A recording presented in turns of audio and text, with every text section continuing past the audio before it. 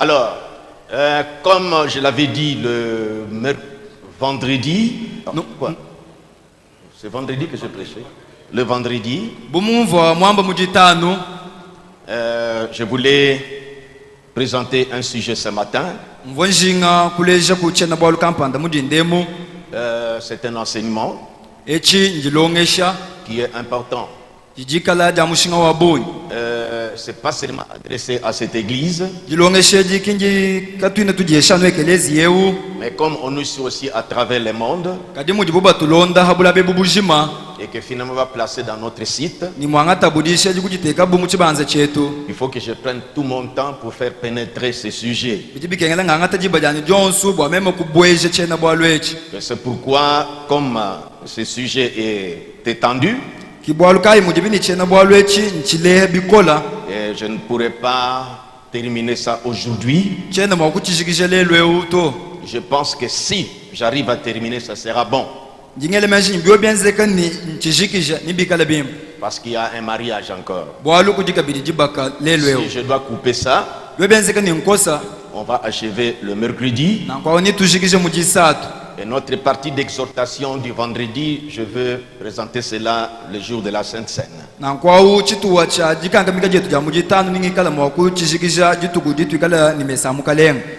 Voilà comment les choses vont se disposer. Nous allons nous lever pour lire la parole de Dieu.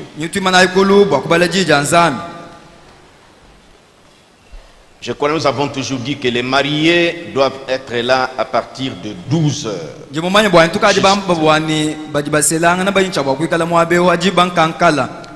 Nous ouvrons notre Bible dans Apocalypse chapitre 10. Mon sujet, c'est qui est cet ange puissant d'Apocalypse 10.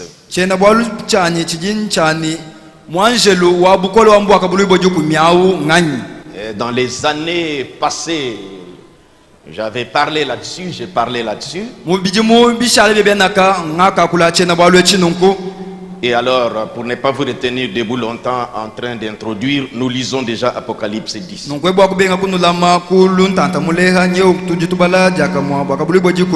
Notre sujet, c'est qui est cet ange puissant d'Apocalypse 10. Nous lisons la Bible. J'ai vu un autre ange puissant qui descendait du ciel, enveloppé d'une nuée. Au-dessus de sa tête était l'arc-en-ciel, et son visage était comme le soleil, et ses pieds comme des colonnes de feu. Il tenait dans sa main un petit livre ouvert. Il posa son pied droit sur la mer et son pied gauche sur la terre. Et il cria d'une voix forte, comme rugit un lion. Quand il cria, 7 9 fit entendre leur voix. Vous pouvez vous asseoir. Nous continuons verset 4. Quand les 7 honneurs eurent fait entendre leur voix, j'allais écrire.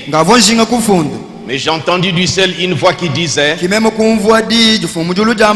celle, c'est qu'on dit les 7 honneurs. Et ne l'écris pas. Et l'ange que je voyais debout sur la mer et sur la terre leva sa main droite vers le ciel et jura par celui qui vit au siècle des siècles, qui a créé le ciel et ce qui s'y trouve, la terre et ce qui s'y trouve, qu'il n'y aurait plus de temps, mais qu'au jour de la voix du septième ange,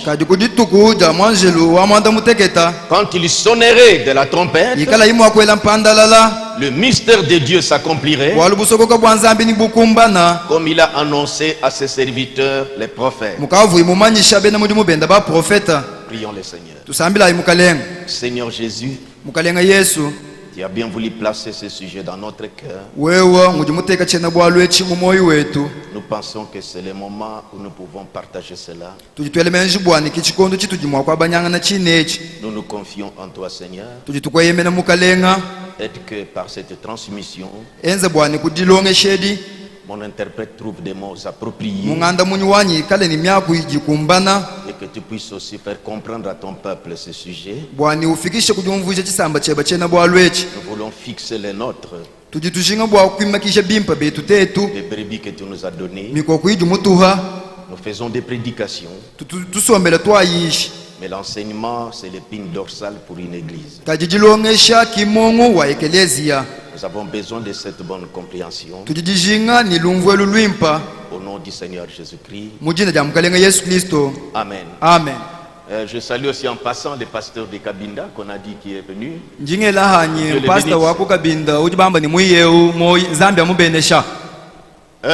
Comme nous le disons quelquefois, la génération qui avait commencé avec nous et ceux qui s'ajoutaient dans notre église, et qui d'autres sont orientés vers Kinshasa, d'autres vers Lubumbashi et d'autres à travers le monde.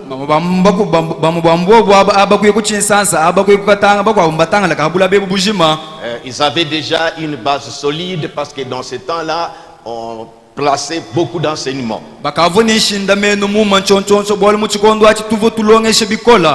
Certainement, je reçois beaucoup de petites questions, des textos dans mon téléphone.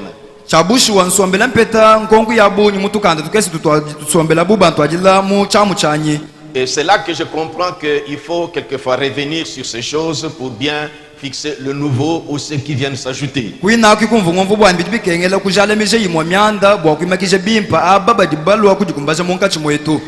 Notre exposé que nous commençons ce matin n'est pas vraiment dans la pensée de réfuter la vision de certaines personnes sur le chapitre 10 d'Apocalypse.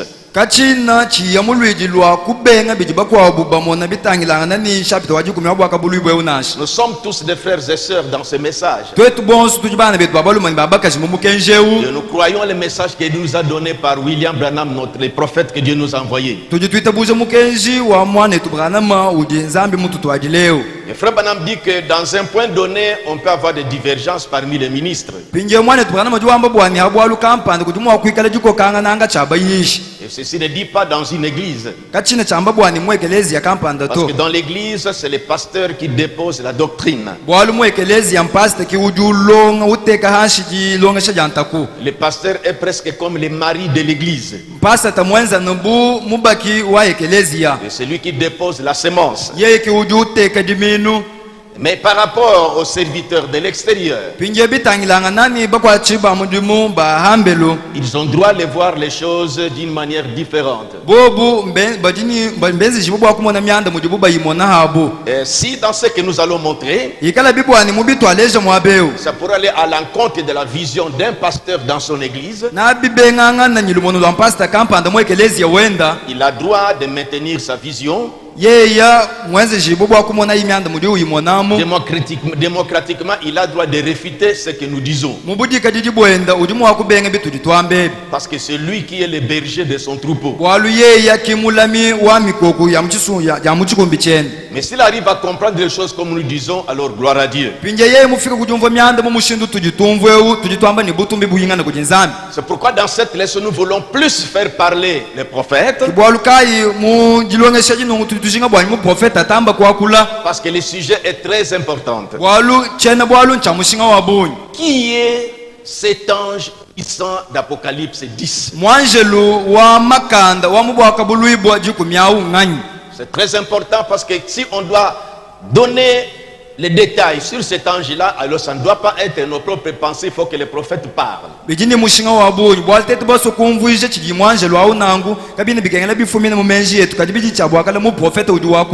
c'est pourquoi nous allons donner beaucoup, je dis bien beaucoup, de références. Comme nous disons avec Dinko, beaucoup avec S.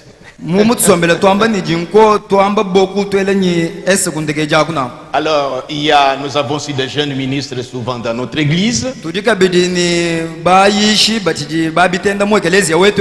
Et des serviteurs de Dieu.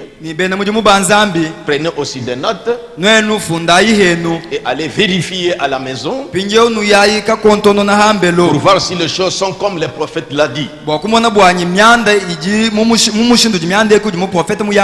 Je répète que nous ne réfutons pas la compréhension ou la conception d'un pasteur dans son église. Nous ne cherchons pas des polémiques, mais nous présentons ce que nous pensons être mieux à partir de ce que le prophète a enseigné pour le troupeau que Dieu nous a confié et les nôtres qui sont dispersés à travers le monde, qui sont connectés à notre site.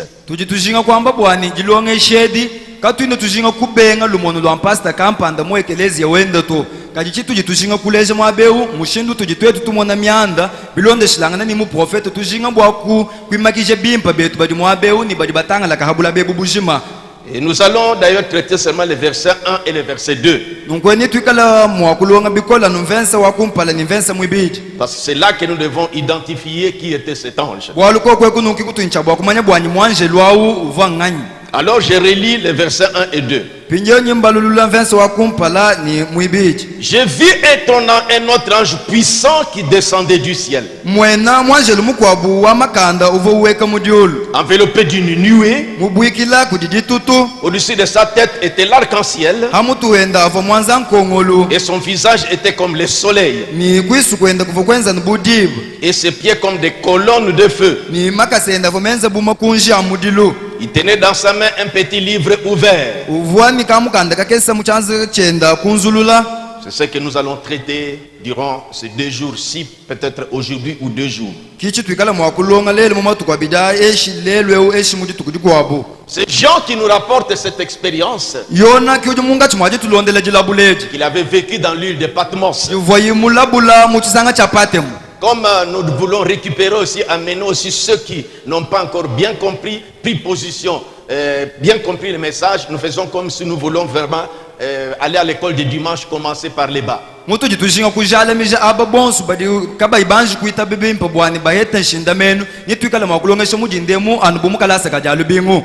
Qui était Jean qui nous écrit les livres de l'Apocalypse? Jean était l'un des disciples de Jésus-Christ. C'est de lui que Jésus avait dit, lorsqu'il causa avec ses disciples, quand on lui a posé la question, gagnant du temps, il a dit, quelques-uns d'entre vous ne mourront point sans avoir vu le Fils de l'homme venir dans sa gloire. Et Jésus donc glorifié. Donc Jésus devait être glorifié. Et Jean, c'était la personne qui a vécu cela. Donc dans l'île de Patmos. Comment Jean s'était-il retrouvé dans l'île de Patmos? C'était la période qu'on persécutait, on arrêtait les disciples de Jésus-Christ. On l'appelle souvent Jean le divin. C'est comme ça que les théologiens l'appellent. Quand j'étais au loin à Kinshasa, je voyais que les caméras, vous ne balayez que cet endroit, vous ne montrez pas les balcons. Et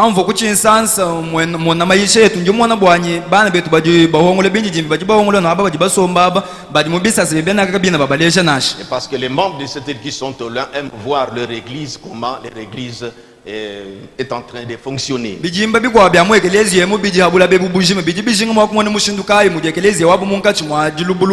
Alors Jean se retrouva dans l'île de Patmos. C'est-à-dire on l'avait arrêté. C'est lors de la persécution des disciples de Jésus-Christ. Vous connaissez l'histoire. On l'avait placé dans un fût d'huile, c'est-à-dire qu'on voulait l'éliminer. L'huile chauffait jusqu'au dernier degré. On l'a imbibé là-bas. Et quand on l'a fait ressortir, toujours vivant. Vous ne savez que faire de lui. L'île de Patmos, c'est pas un lieu où Jean était allé prêcher. Mais Jean, on l'a flanqué là-bas comme si c'était une prison. Et l'île de Patmos, vous attendez bien le mot île. Amas de terre entouré d'eau. C'est là qu'on a abandonné les criminels politiques ou des condamnés à mort.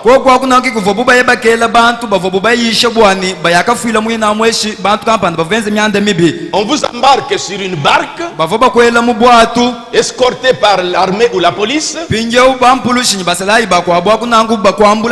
arrive avec vous dans cette île-là. On vous abandonne. Dans cette île-là, il y avait des animaux féroces. Et dans l'eau, il y avait des crocodiles, des baleines et toutes sortes de reptiles aquatiques, des animaux aquatiques. Ça dit qu'un jour, étant abandonné là-bas, un lion peut te rencontrer et te dévorer. Ou si vous plongez dans l'eau, on vous dévore par les animaux aquatiques. Alors c'est comme cela qu'était la chose. On est allé le placer là-bas. Et c'est là que selon l'Apocalypse, il entendra une voix de derrière lui. Voici son témoignage. Je recule au chapitre 1er. Ouvrons Apocalypse chapitre 1er. Et nous lisons 1 à 3. Révélation de Jésus-Christ que Dieu lui a donné pour montrer à ses serviteurs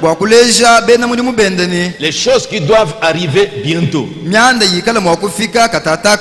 Et qu'il a fait connaître par l'envoi de son ange à son serviteur Jean.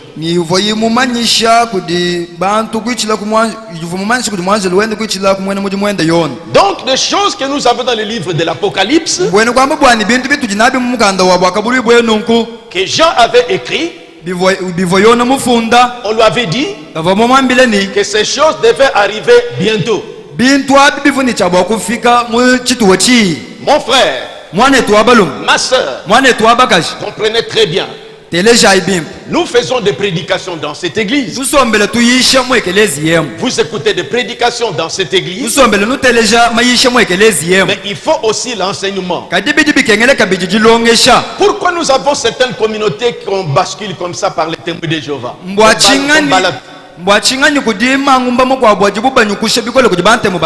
Et parce que dans les églises ou les communautés, la prédication c'est qu'on donne à l'église, l'enseignement on a mis ça à l'école biblique. Il faut faire la théologie pour que vous ayez vous compreniez qu'on vous enseigne la Bible. Je n'ai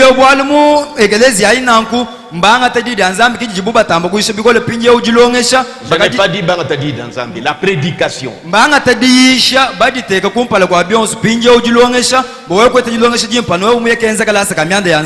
C'est pourquoi notre prophète nous a montré que ces deux choses doivent être données à l'église. J'aime beaucoup ma Moukabedi Disanka. Elle aime souvent aller à l'école de dimanche pour écouter, recevoir l'enseignement.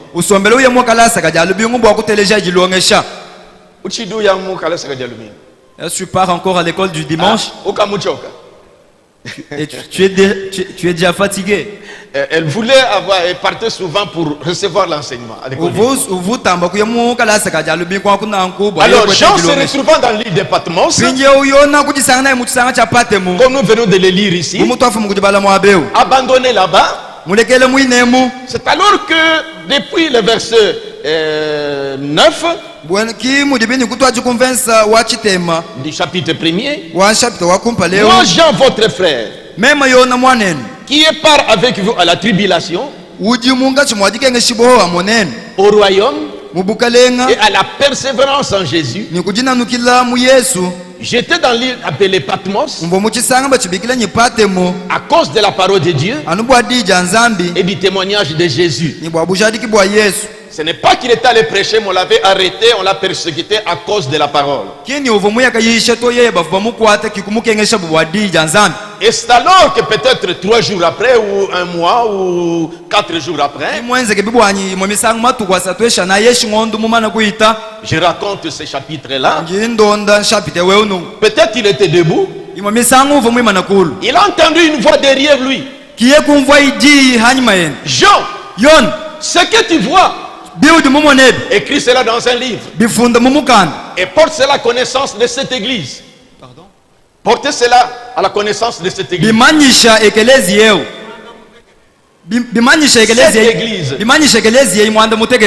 Alors, comme tout être humain, la réaction normale est que si quelqu'un t'a parlé derrière, la première chose tu dois te détourner pour voir qui te parle.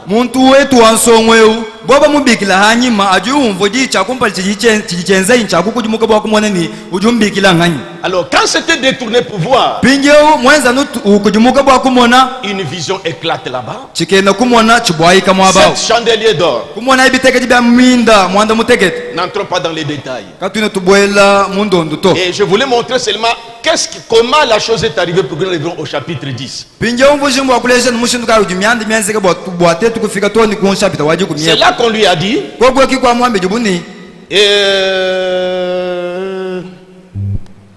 je suis encore au chapitre 1er, verset 11. La voix avait dit, ce que tu vois, écris-le dans un livre et envoie-les aux 7 églises. Aussitôt on a cité ces églises. C'est pourquoi ce qu'il voyait, il devait écrire. Voilà pourquoi au chapitre 10, étant toujours dans l'île de Patmos, il a dit que j'ai vu un ange puissant qui descendait du ciel. Mais on lui a dit que les choses qu'il voyait, c'était des choses qui devaient arriver. Est-ce que c'est littéralement que les choses devaient arriver comme ça? Le prophète nous a dit que l'Apocalypse est un livre de symboles.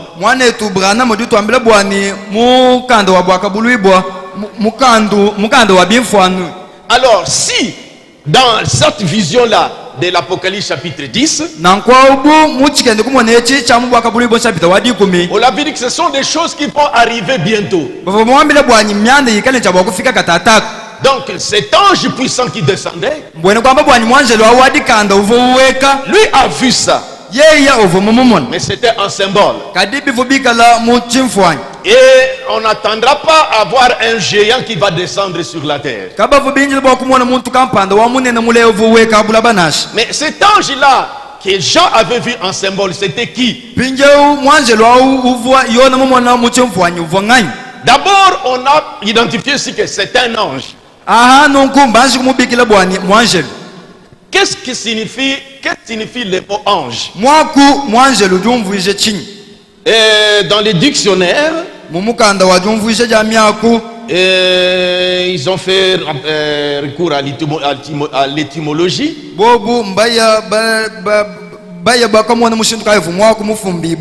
Est-ce que tu tiendras vraiment avec moi?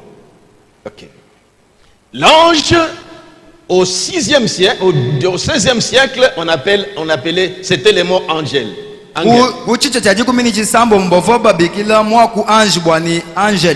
Et au 10e siècle, c'était angle. C'est comme ça qu'on appelait ange. Ou angle. Et en latin ecclésiastique, c'était angelus. Et en grec, c'était angelos. Cela signifie messager. Maintenant, suivez très bien. Dans Apocalypse 10, on a vu un ange puissant. Si le mot ange signifie messager, c'est qu'on a vu un messager puissant. Notre sujet, qui est cet ange d'Apocalypse 10? Nous avons entendu beaucoup de versions. Maintenant, nous au tabernacle, fixons-nous. Un ange signifie messager. Ça, c'est le dictionnaire. Est-ce que le prophète confirme ça? Que le mot ange signifie messager. Nous prenons le prophète dans le message. Essayez de rendre un service à Dieu sans que ça soit la volonté de Dieu.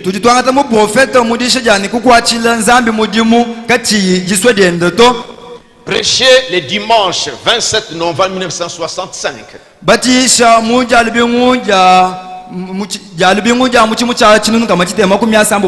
Le 27 novembre 1965. Paragraphe 301. Sœurs, écoutez aussi.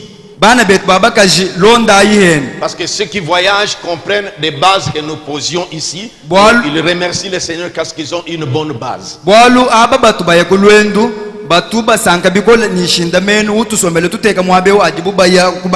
Même celles qui ont déménagé et qui se sont retrouvées dans certaines églises où il y a des enseignements contraires,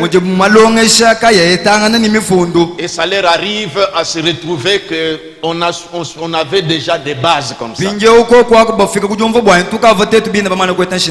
Paragraphe 301, le prophète dit: nous donnons cette référence parce que nous voulons confirmer l'idée selon laquelle, d'après le dictionnaire, qu'un ange signifie messager. Est-ce que le prophète confirme ça?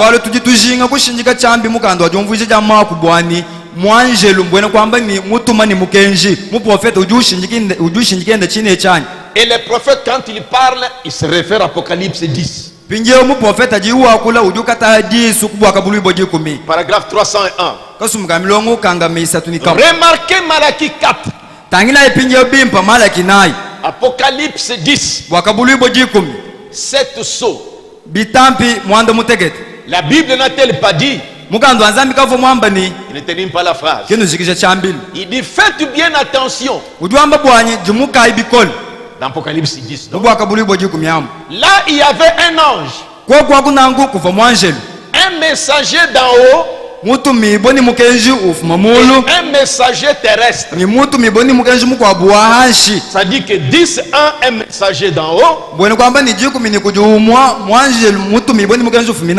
Et 10, 7, un messager terrestre. Il dit, et chaque messager était pour l'âge de l'église. Il revient dans le chapitre 1er.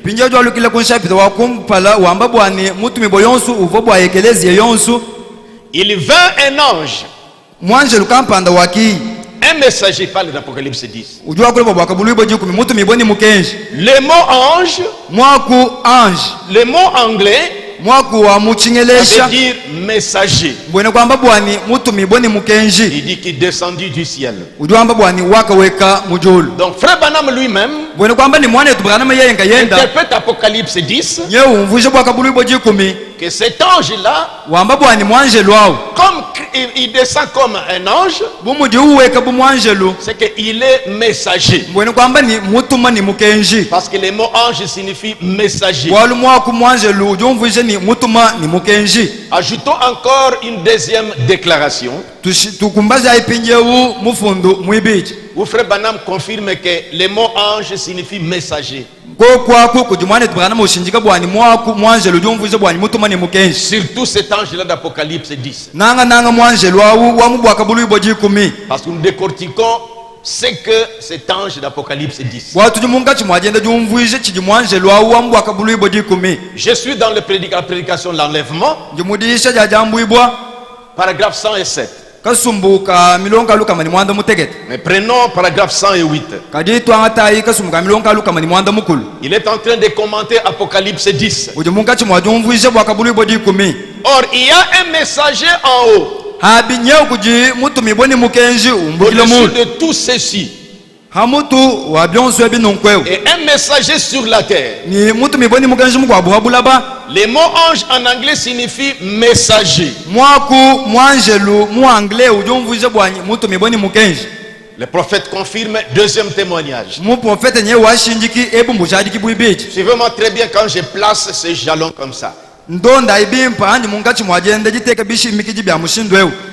Nous prenons encore une troisième déclaration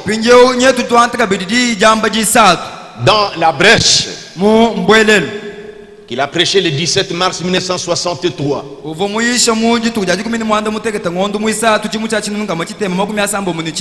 Nous lirons paragraphes 31 et 41.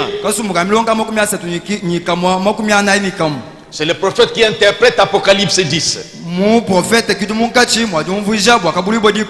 Le prophète parle. Vous vous souvenez de cet ange d'Apocalypse 1? Même chose. C'est lui qui dit que cet ange d'Apocalypse 10, c'est le même d'Apocalypse 1.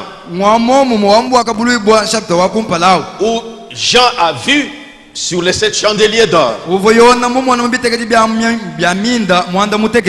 Un ange, ça veut dire un messager. Il est le messager. Il tenait dans sa main un petit livre ouvert. Il interprète Apocalypse 10. Paragraphe 41. Et une fois que les sceaux sont brisés et que le mystère est révélé, c'est là que l'ange descend. Le messager, Christ. Ici, nous voulions prouver comment le prophète confirme que l'ange c'est un messager.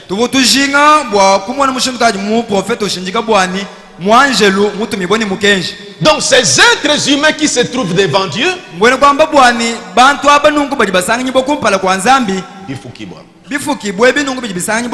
que nous appelons anges, on les appelle des anges généralement parce qu'ils sont des messagers. Parce que vous ne pouvez pas recevoir la visite d'un ange sans qu'il vous apporte un message de la part de Dieu. C'est pourquoi on appelle ces êtres-là des anges. Maintenant ici, nous voyons un ange puissant qui descend. On dit ange, c'est que si c'était un ange, il doit être un messager. Alors un messager, comme on interprète déjà en Chiluba, c'est un porteur d'un message. Le dictionnaire confirme ça. Messager, personne chargée de transmettre une nouvelle, des paroles ou un courrier. Vous voyez? L'ange puissant qui descend, comme c'est un messager, c'est qu'il est porteur d'un message. Et frère Branham dit déjà c'est Christ, mais nous allons bien approfondir ça. Il vient d'Apocalypse 10 comme messager. C'est qu'il doit être porteur d'un message. Et un messager, c'est ça, porteur d'un message. C'est pourquoi nous avons dit, vous ne pouvez pas recevoir la visite d'un ange. Cet être qu'on appelle ange, Sans qu'il ne vous donne un message, apporte un message. Prenons des preuves bibliques. Nous sommes dans Luc chapitre 1er. Dans Luc chapitre 1er, Zacharie, le père de Jean-Baptiste, comme j'enseigne, je voulais être précis et pointer les choses. Dans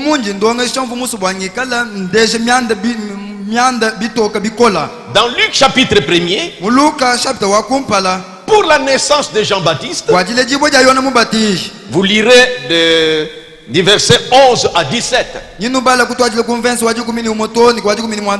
Le père de Jean-Baptiste s'appelait Zacharie. Il était sacrificateur. Pendant qu'il officiait au temple, c'est là qu'il y a eu la visite de l'ange. L'ange n'est pas venu devant lui seulement sautiller comme ça, sautiller.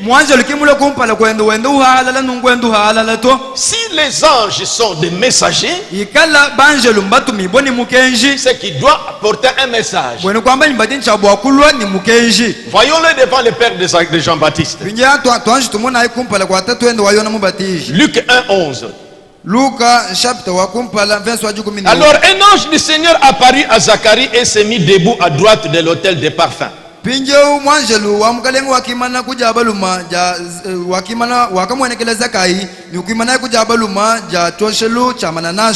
Zacharie fut troublé en le voyant, et la frayeur s'empara de lui. Mais l'ange lui dit: ne crains point Zacharie, car ta prière a été exaucée. Ta femme Élisabeth t'enfantera un fils, et tu lui donneras le nom de Jean. Et quand vous continuez, c'est ça le message. Donc ces êtres ne peuvent pas venir devant toi tant qu'ils sont appelés anges, sans qu'ils soient porteurs d'un message.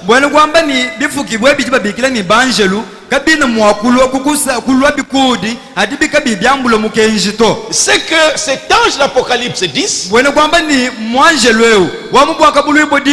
que Jésus dit déjà, le prophète dit ça, c'était Christ. Quand il est sous la forme d'un ange, c'est qu'il est porteur d'un message. Parce que vous ne pouvez pas recevoir la visite d'un ange sans qu'il soit porteur d'un message. Deuxième témoignage dans la Bible. On dit, quand l'ange est venu visiter Zacharie, et lui apporter le message lui communiquant pour la naissance de son fils Jean. Et quand sa femme Élisabeth avait conçu,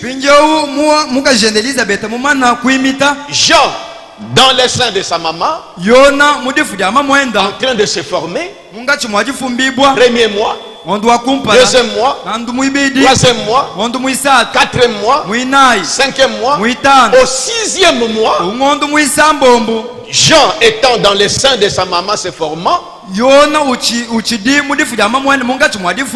l'ange vient à Marie. Voyons encore s'il viendra seulement sautiller comme ça. Nous sommes au verset 26. Toujours du chapitre 1er. Au sixième mois, l'ange Gabriel fut envoyé par Dieu dans une ville de Galilée appelée Nazareth.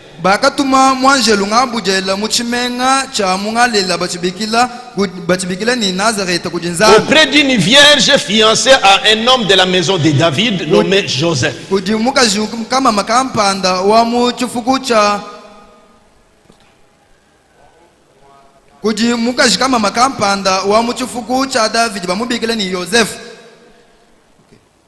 Pardon frère, hein?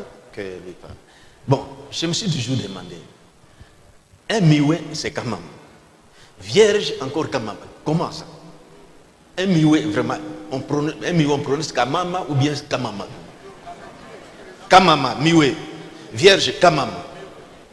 Comment vous allez distinguer ça? Je suis déjà devant un professeur. Ok. Verset 27. Auprès d'une vierge fiancée à un homme de la maison de David.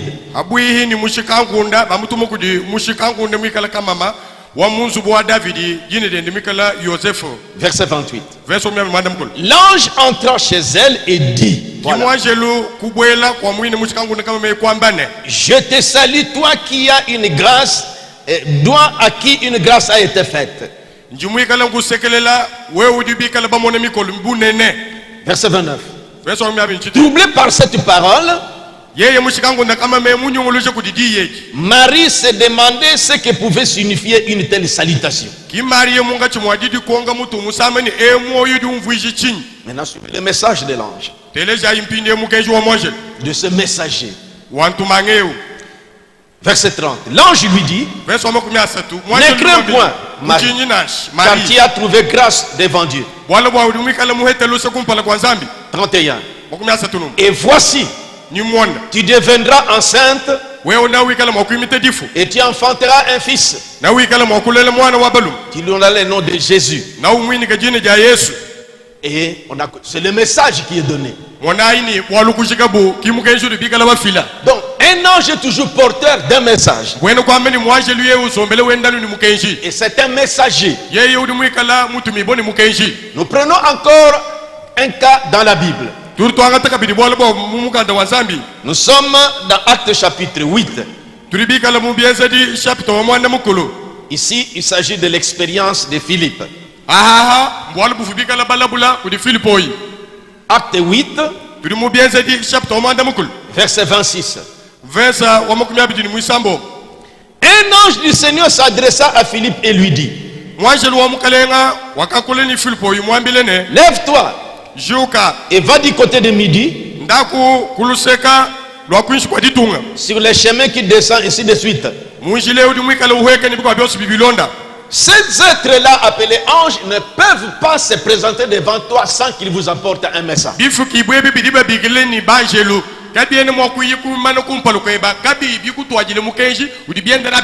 Parce que ce mot même ange signifie, ils sont des messagers. Ils doivent vous apporter un message.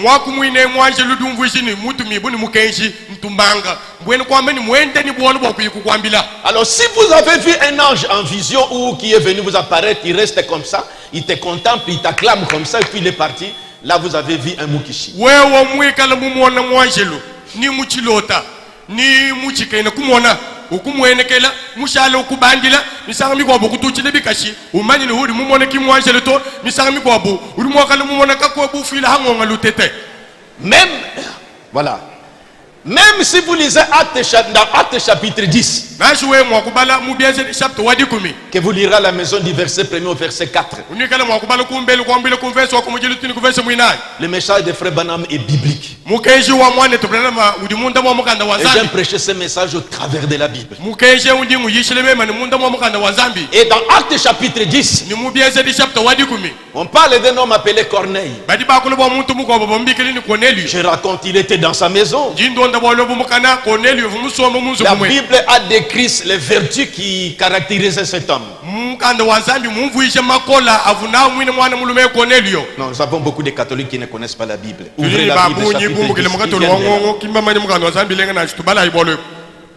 Acte chapitre 10, verset 1er. Il y avait à Césarée un homme nommé Corneille, centenaire dans la cohorte dite italienne. Verset 2. Cet homme était pieux, ainsi de suite. Verset 3. Vers la 9e heure du jour, il vit clairement dans une vision un ange de Dieu qui entra chez lui et qui lui appela Corneille. Les regards fixés sur lui et ses yeux d'effroi, il répondit, qu'est-ce, Seigneur? Et l'ange lui dit, tes prières et tes aumônes sont montés devant Dieu et il s'en est souvenu. Verset 5. Envoie maintenant des hommes à Joppé et ainsi de suite. Le message est passé. Après, le messager est rentré, l'ange. Ces êtres, on ne peut pas parler d'un ange sans qu'il soit un messager, c'est-à-dire porteur d'un message.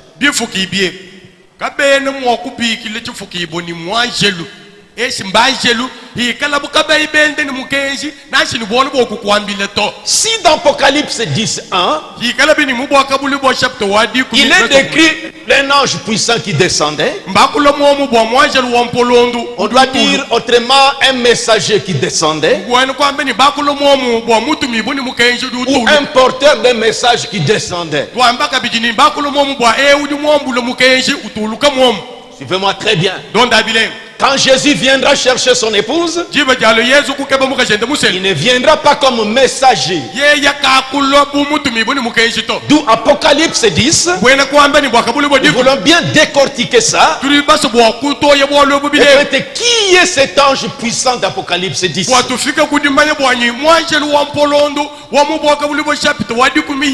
Est-ce Jésus physique comme on l'entend?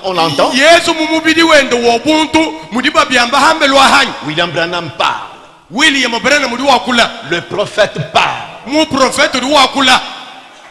Malachie 4 parle. L'absolu de cet âge parle. La parole faite chair parle.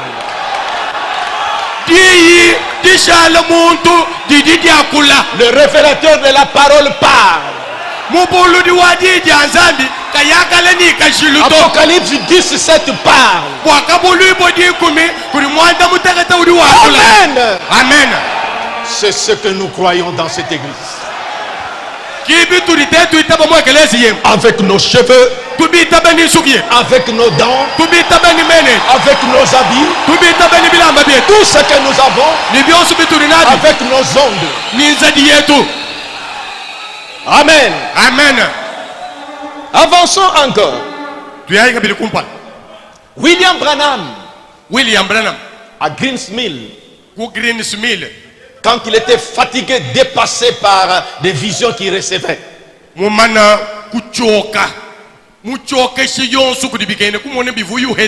alors il est monté là-bas. Il posait la question à Dieu. Vous savez, un jour je vous parlerai. J'ai déjà cette matière-là. Pourquoi frère Branham dit? Il dit, remarquez, la même nuit où l'ange du Seigneur venu me visiter, c'est la même nuit de l'autre côté, à la même heure, Israël devenait un État.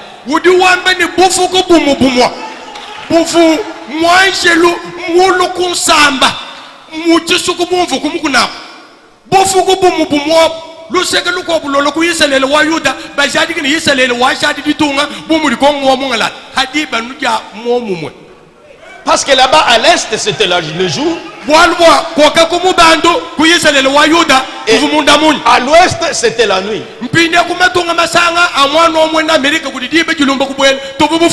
Pendant que l'ONU proclamait, on reconnaissait Israël comme un État, à la même heure, l'ange venait visiter frère Branham.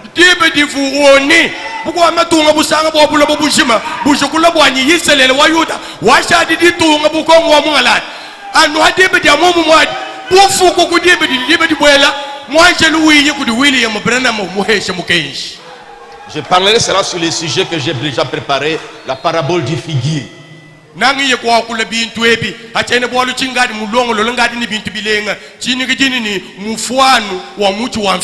Revenons dans ceci. Frère Branham était là. Il a tellement prié qu'il était fatigué. Il était étendu dans sa cabane là. Son lieu secret de prière. Il disait souvent, je pars là-bas, dire que Un jour, il disait que je suis parti à un lieu où j'ai pris jusqu'à l'exaucement.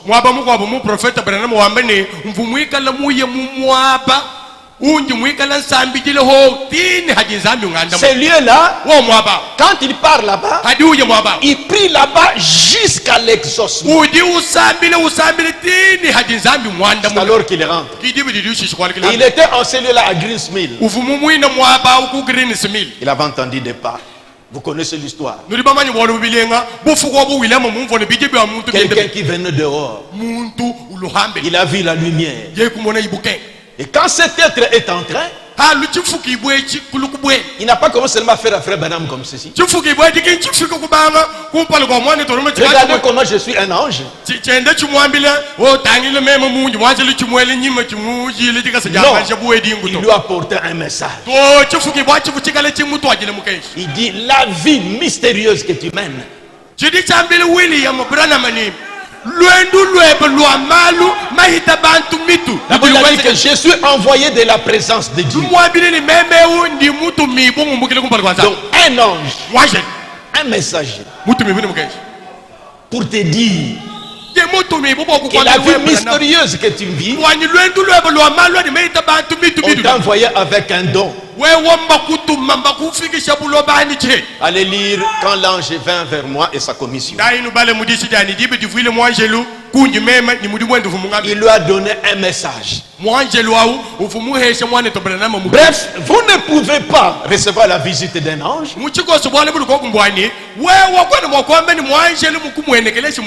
sans qu'il y ait un message.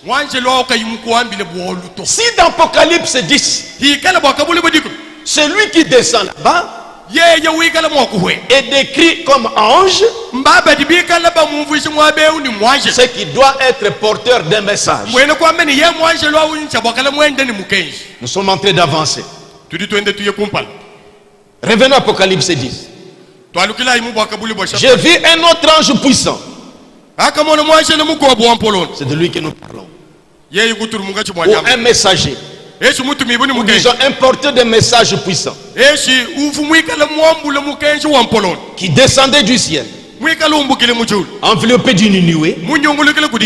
Au-dessus de sa tête était l'arc-en-ciel. Il y avait l'arc-en-ciel au-dessus de sa tête. L'arc-en-ciel, c'est quoi? Nous ouvrons d'abord dans la Bible. Dans Genèse chapitre 9. Dans Genèse chapitre 9, que signifie l'arc-en-ciel au-dessus de cet ange-là? Arc-en-ciel signifie quoi?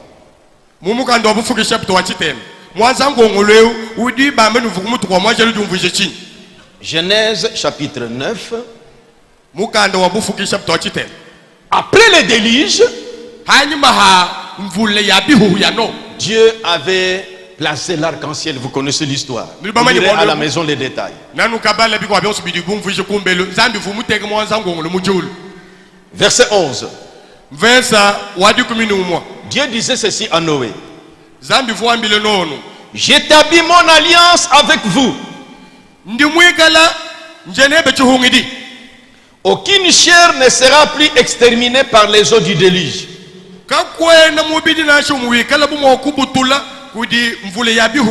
Il n'y aura plus de déluge pour détruire la terre. C'est ce que Dieu avait juré.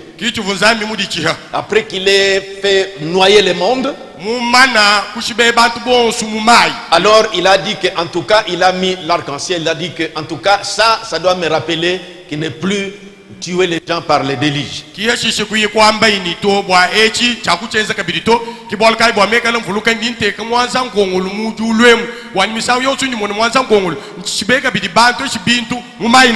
Verset 12. Et Dieu dit: c'est ici le signe d'alliance que j'établis entre moi et vous.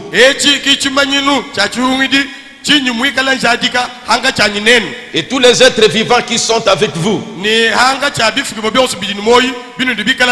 pour les générations à toujours. J'ai placé mon arc dans la nuée. Et il servira de signe d'alliance entre moi et la terre. Verset 16. L'arc-en-ciel dans la nuit, je les regarderai pour me souvenir de l'alliance perpétuelle entre Dieu et tous les êtres vivants de toute chair qui est sur la terre.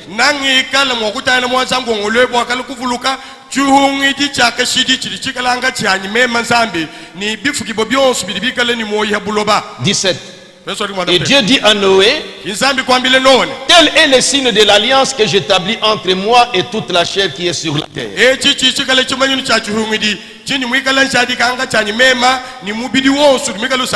Donc l'arc-en-ciel que nous voyons, ou quand nous voyons ça, il ne va plus pleuvoir. Dieu l'avait établi depuis ce jour que nous lisons ici. Ce signe-là symbolisait l'alliance. Alors quand on parle d'un ange avec arc-en-ciel, l'arc-en-ciel c'est une alliance. Ça c'est la Bible. Est-ce que William Branham confirme que l'arc-en-ciel là d'Apocalypse là signifiait alliance? William Branham du shindike hendene mwanza nkongolo uji uturutubale mu bwaka buli bishabu twadi kwemi udumvuje chuhungi ani. Ne vous fatiguez pas. Je vais arrêter à un certain moment. Suivant la confirmation du prophète. Première déclaration dans le message, messieurs, et c'est le signe du temps de la fin.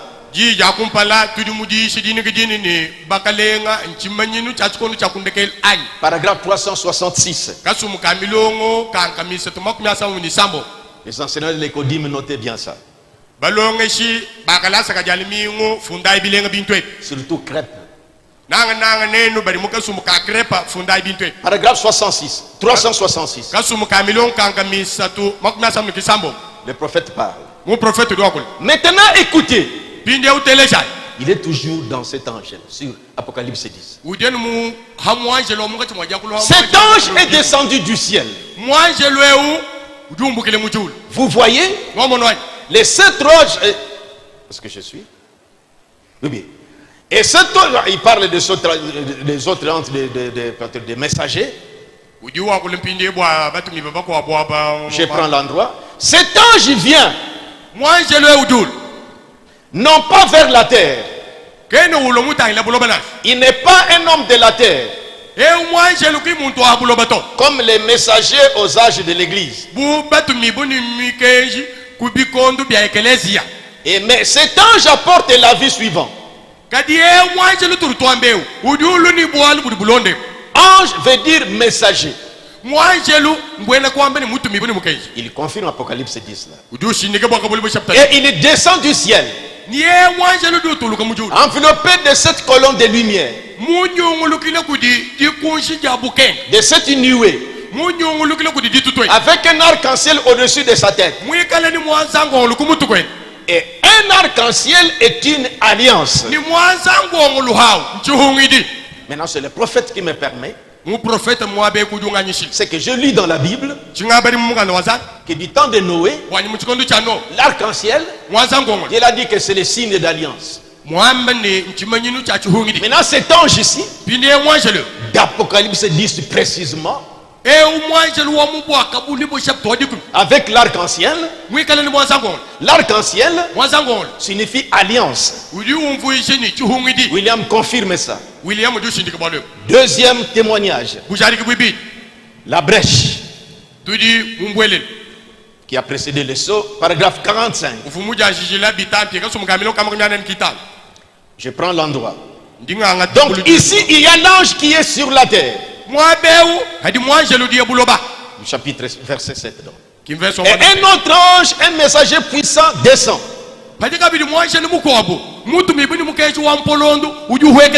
Vous voyez, cet ange ici était un ange terrestre, donc de verset 7. Un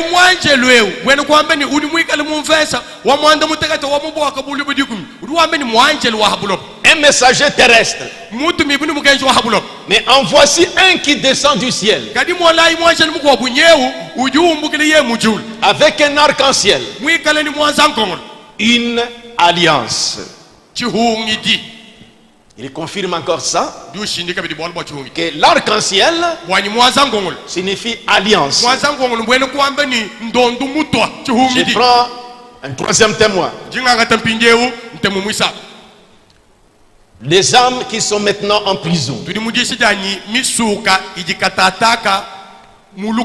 Prêché le 10 novembre 63.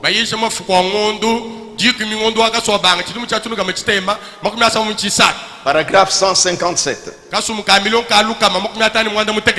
Il interprète toujours Apocalypse 10. Parce que qui est cet ange d'Apocalypse 10? C'est William qui nous révèle. Paragraphe 157. Et il a vu cet ange qui descendait, qui posa son pied sur la terre et sur la mer, qui avait un arc-en-ciel au-dessus de sa tête. Observez-le. Vous le retrouverez dans Apocalypse 1. Frère Branham montre que l'ange d'Apocalypse 10, c'est le même d'Apocalypse 1. Si l'ange d'Apocalypse 1, Christ d'Apocalypse 1, au milieu de ce chandelier d'or, n'était pas Jésus physique, c'est que cet ange d'Apocalypse 10 n'est pas Jésus physique. Mais vous me suivez très bien. Avec un arc-en-ciel au-dessus de sa tête, un pied sur la terre, un autre sur l'eau. Il a levé la main. Il avait un arc-en-ciel au-dessus de sa tête. Il dit encore là, ça représente une alliance. Maintenant le prophète sort clairement. Il était l'ange de l'alliance. Et c'était Christ. Un ange avec l'arc-en-ciel. L'arc-en-ciel signifie alliance. Alors il était l'ange de l'alliance. Et vous saurez, Christ sous forme de l'alliance, il a quelle forme?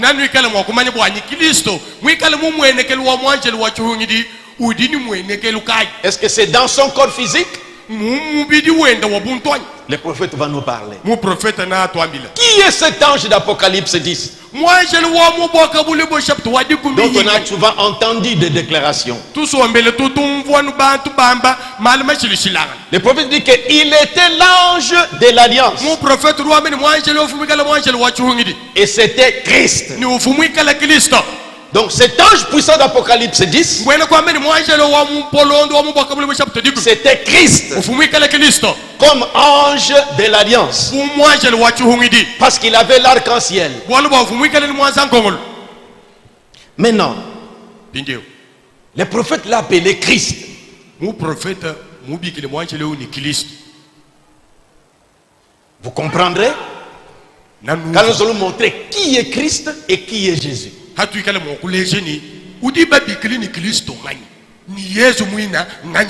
Mais il faut d'abord que je prouve par deuxième témoignage que le prophète dit que cet ange-là, c'est Christ.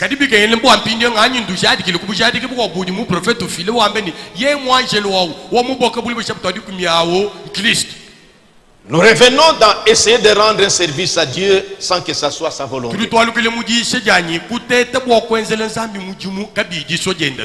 Si pour aujourd'hui nous posons la fondation, nous refixons les choses, parce que quand nous voyageons, nous rencontrons nos soeurs, nous rencontrons nos frères qui nous remercient. Pasteur, tu nous as bien fixé. On ne tangue pas. C'est pour qu'il faut revenir sur ces choses-là. C'est comme un peu retour à la fondation. C'est composé dans cette église. Je suis essayant de rendre au paragraphe, je reviens au paragraphe 301.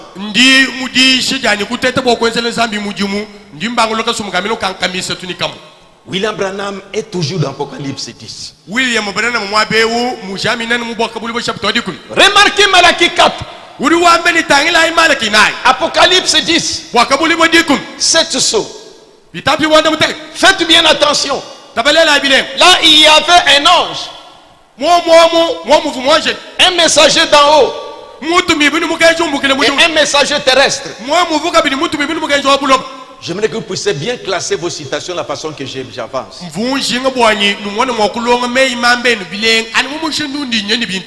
Voyez, maintenant nous sommes en train, les citations de Don, c'est pour montrer maintenant que c'est frère Bambi, que cet ange-là, c'est Christ.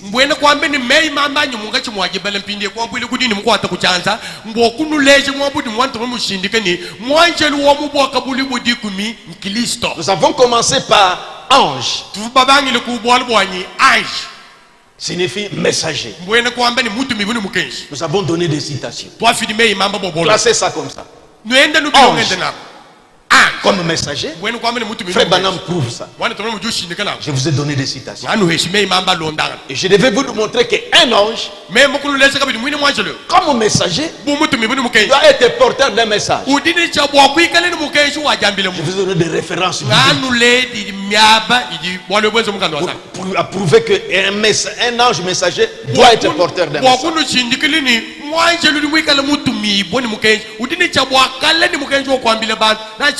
Et des citations et des versets.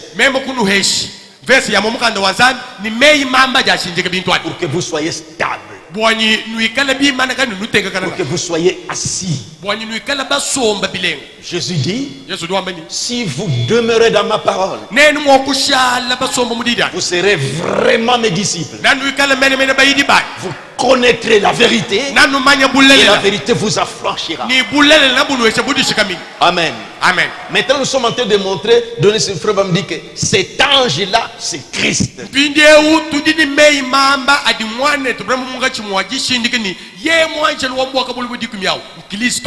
Et nous verrons si Christ c'est qui. Pour que vous compreniez que cet ange-là c'est qui. Vous me suivez bien? Là, c'est frère Branham qui montre que cet ange-là c'est Christ. C'est pourquoi je continue avec 301 ici. J'arrive vers la fin. N'est-ce pas? Un arc-en-ciel autour de sa tête. Et toutes ces choses qui se sont produites. Cet ange était Christ. Amen. Amen.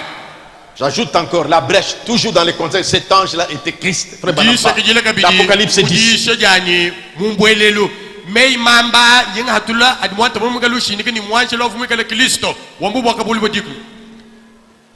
Paragraphe 41. Et une fois que les sceaux sont brisés et que le mystère est révélé, c'est là que descend l'ange, le messager, Christ, qui pose son pied sur la terre, ainsi de suite. On pointe que cet ange-là, c'est Christ. Messieurs, est-ce le signe? Nous sommes revenus au paragraphe 366.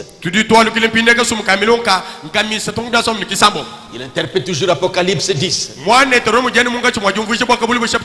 Maintenant, écoutez. Cet ange est descendu du ciel.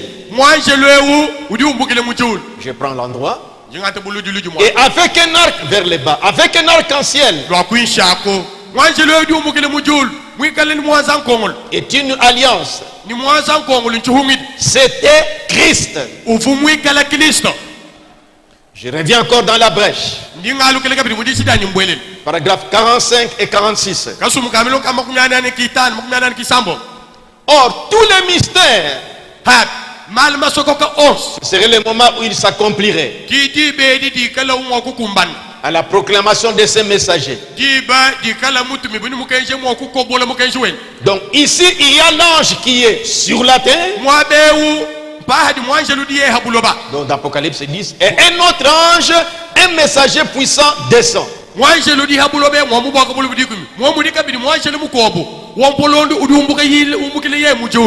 Vous voyez, cet ange ici est un ange terrestre, un messager terrestre. Mais en voici un qui descend du ciel avec un arc-en-ciel, une alliance. Vous voyez, ça ne peut être que Christ. 46, exactement comme dans Apocalypse chapitre 1.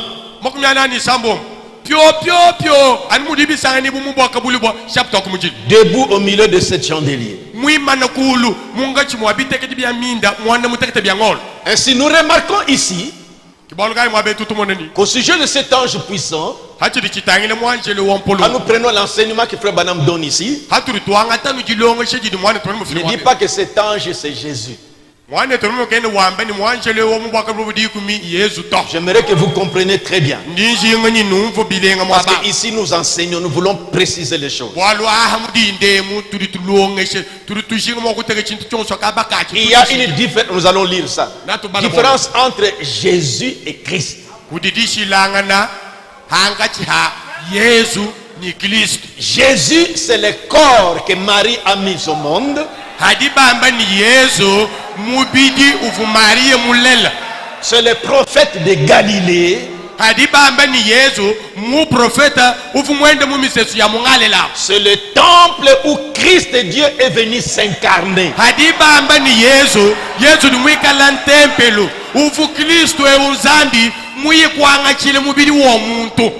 Christ a visité 3 corps. Un corps qu'il avait formé du temps d'Abraham, il est entré.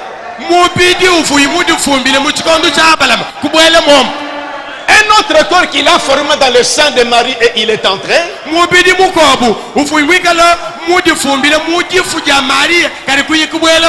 Et il a dit comme il arriva du temps de l'autre.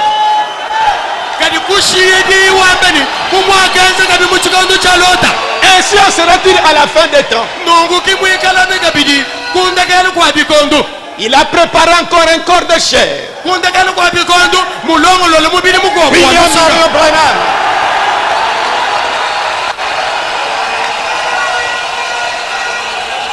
Christ ici, il sort.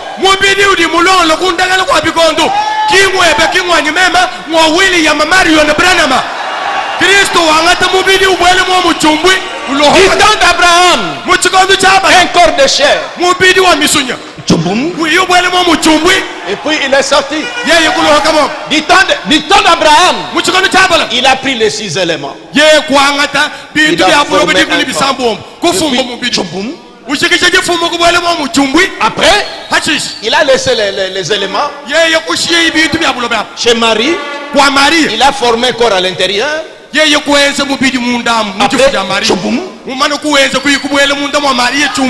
Et dans ce temps de la fin, Ella et Charles Branham, ils ont composé un corps.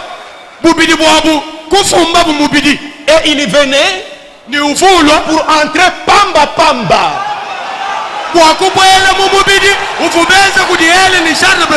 Aujourd'hui il sort demain, il vient Tchouboum.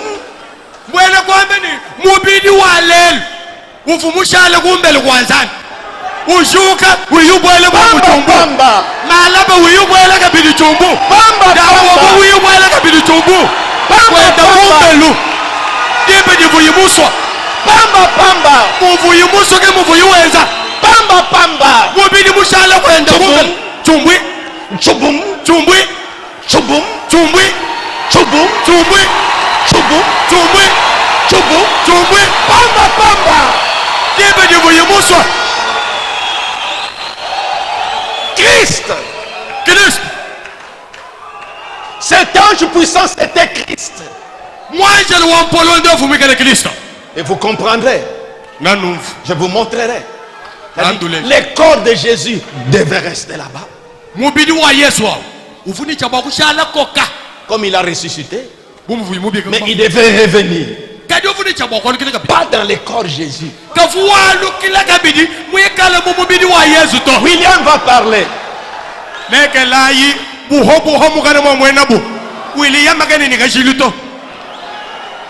Maintenant, qui est Christ?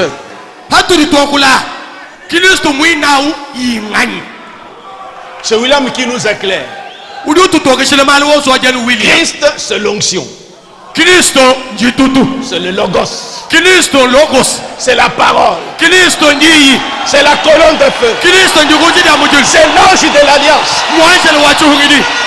Amen. Amen. Maintenant, il faut que William Branham parle. Il verra aussi qui est Jésus. Parce que cet ange de l'Apocalypse 10, William dit que c'est Christ. C'est Christ.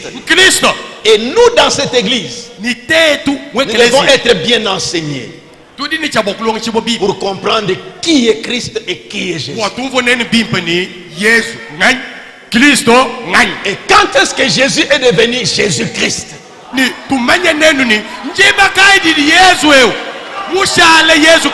Quand Christ est venu entrer en lui, il est né Jésus. Maintenant, moi je répète le prophète.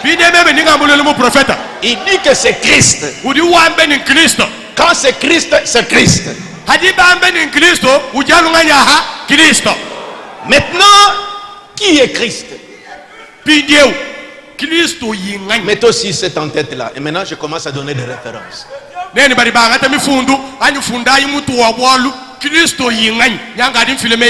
Je suis dans les messages, la colonne de feu. Prêché le 9 mai 1953.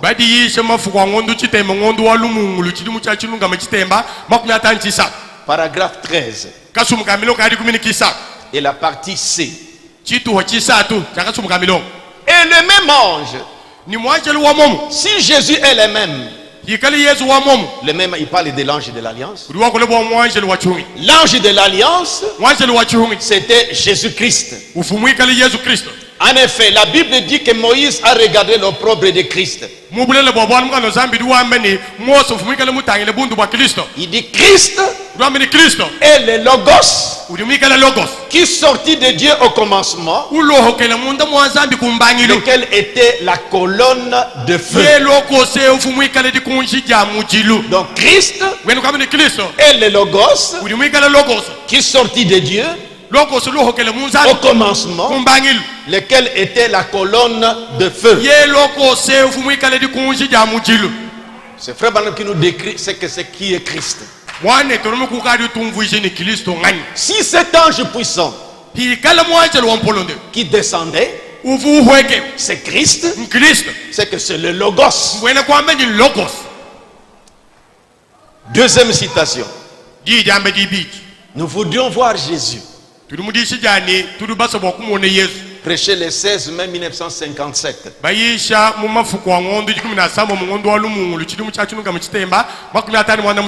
Paragraphe 15 et la partie B. Au commencement, Dieu était un esprit. Et toute la fontaine de bonté, de la miséricorde, de la puissance, ainsi de suite, toutes ces excellentes choses étaient au centre. Dieu était le centre de cette fontaine.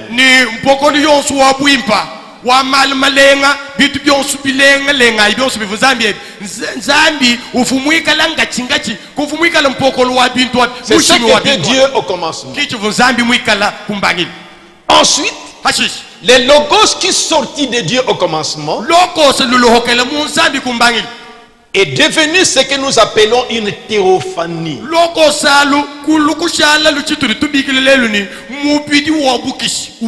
Un corps surnaturel. Dieu n'est pas comme l'air, mais il est dans un corps. C'est ça la théophanie. Moïse l'a vu. Et il a dit que cela ressemblait au dos d'un homme. Et ensuite, cette théophanie fut faite chair et habita parmi nous. Et nous l'avons contemplé, le Fils venu du Père, Christ. Voyez, la théophanie Christ est devenue chair. Un autre témoignage, appui. La foi qui a été transmise au sein une fois pour toutes. Prêché le 10 juin 1957.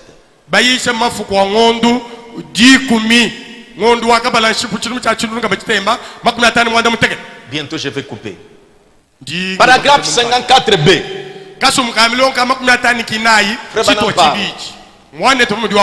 J'ai essayé de présenter à cette petite assemblée ce qu'était la foi. Prenons l'endroit directement. Le Christ qui vivait dans un corps appelé Jésus. Est-ce que vous savez ce que le prophète dit? Le Christ qui vivait dans un corps appelé Jésus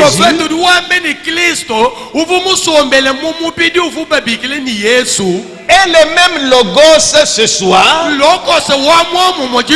qui vit dans le corps de l'église. Je reprends pour la meilleure audition. Le Christ qui vivait dans un corps appelé Jésus est le même logos ce soir. Je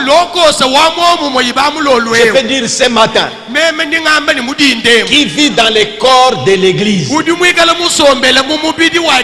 accomplissant les mêmes choses, vivant de la même façon, aimant de la même manière. Amen. Amen. Le même Jésus hier, aujourd'hui et éternel. Avoir soif de la vie. Du 30 juin 1957.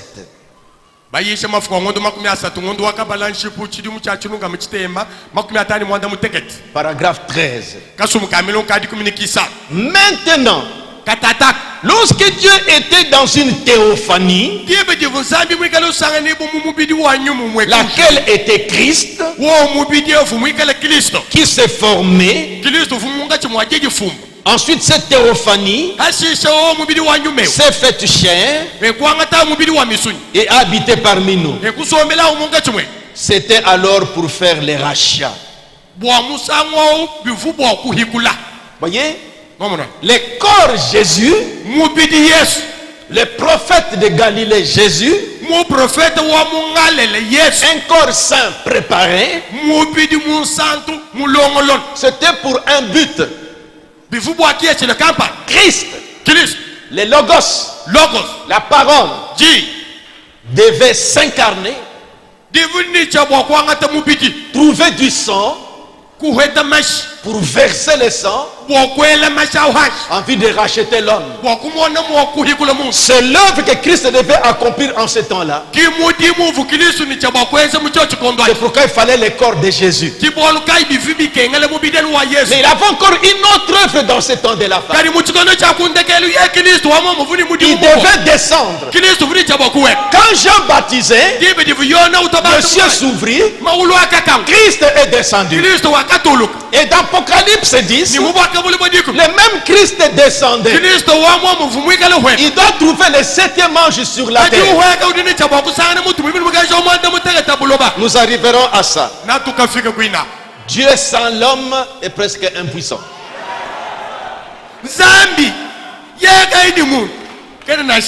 Sans un corps. Chez Abraham, il fallait un corps. Du temps de Jésus pour le rachat, il fallait un corps. Pour révéler le mystère, il fallait un corps. Il vient comme un messager. Avec un message. Mais il faut un corps. Vous allez bien me comprendre pendant ce jour. Amen. Amen. Maintenant Christ, comme ange avec arc-en-ciel au-dessus de sa tête, il est donc l'ange de l'alliance. Or Christ en tant qu'ange de l'alliance, il est la colonne de feu.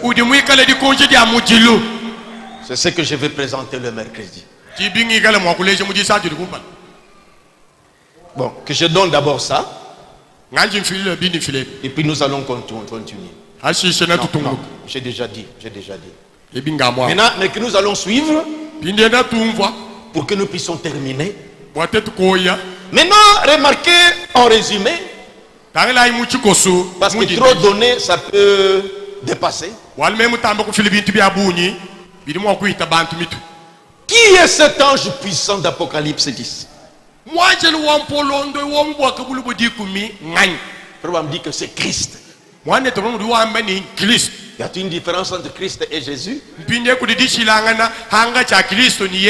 prophète a montré. Mais il peut vous arriver de trouver ceci. Voici ce que je vais vous dire. Moi, même, vous voyez cette caracasse ici. Vous l'appelez Vibidila. Vibidila, c'est le nom que mon père m'a donné. Mais mon âme, quand c'était dans la pensée de Dieu, n'avait pas le nom peut-être de Vibidila. Dieu m'a créé dans sa pensée. Maintenant, il fallait que ma mère produise ce corps qui a des traits de mon père, de la famille.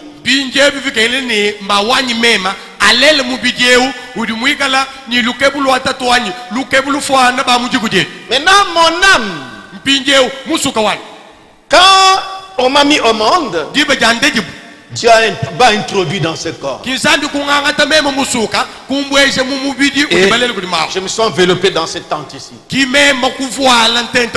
on a donné à cette forme ici le nom de Vibidila. Maintenant remarquez, à ma mort, Vibidila, mon âme va sortir. Et le corps ici, qu'on voit, qu'on appelait Vibidila, devient les cadavres de Vibidila. Et on parle l'enterré. Maintenant, dans la 6e dimension, mon âme dans l'éternité n'avait pas de nom. Mais quand on est venu entrer dans ce corps ici, par le nom qu'on a donné à ce corps, mon âme a pris ce nom-là. Dans la 6e dimension, tu vas voir ma théophanie qui a la forme ici. Vous l'appelez Vibidila. Est-ce que vous me suivez bien? Mais Vibidila, c'était le nom qu'on avait donné à ce corps. Mais mon âme incarnée dans ce corps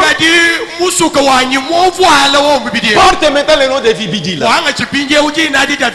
Avant, il était Elohim. Il était le grand Jéhovah. Quand il est venu s'incarner dans un corps de chair appelé Jésus, le Jéhovah de l'Ancien Testament est devenu Jésus. Est-ce que vous me suivez bien? Il porte le nom humain qu'on lui avait donné. Maintenant mon corps dans la tombe Pour que vous compreniez. Mon corps dans la tombe. Le corps de Jésus dans le trône. Mon âme qui n'avait pas de nom avant. Quand il était incarné dans ce corps de chair, a pris ce nom-là. Maintenant Jéhovah, quand c'est incarné en Jésus, bien que Jésus était mort et ressuscité et remonté dans la gloire, il a toujours ce nom-là. Maintenant le Saint-Esprit, Christ est toujours Jésus. Et vous entendez frère Branham dire, Jésus est ici. Vous n'allez pas dire que Jésus physique. Christ, c'est l'âme même de Jésus.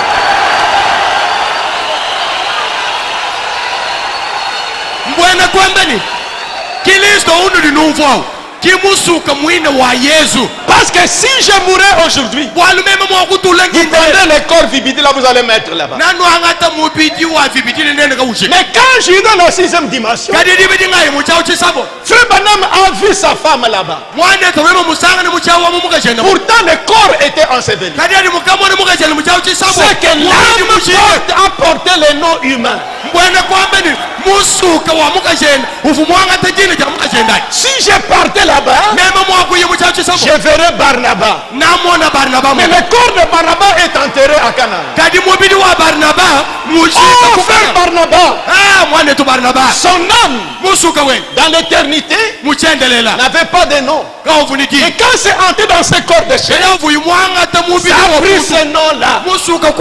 Il était Jéhovah de l'Ancien Testament. Quand il est incarné en Jésus, quand